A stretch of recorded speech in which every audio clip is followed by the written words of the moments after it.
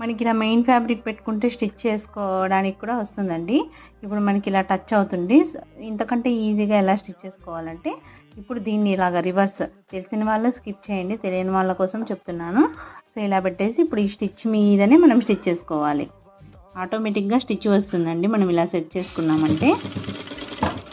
ఇలాగా చూడండి, ఇక్కడ వరకు వచ్చేసరికి ఇలాగ స్టాప్ చేసి మనము ఒక స్టిచ్ బయటికి, థ్రెడ్ బయటికి రావాలన్నమాట.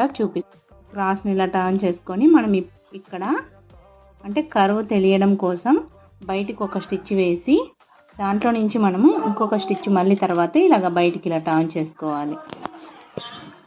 తర్వాత ఇలాగ స్టిచ్ చేసుకోవాలి.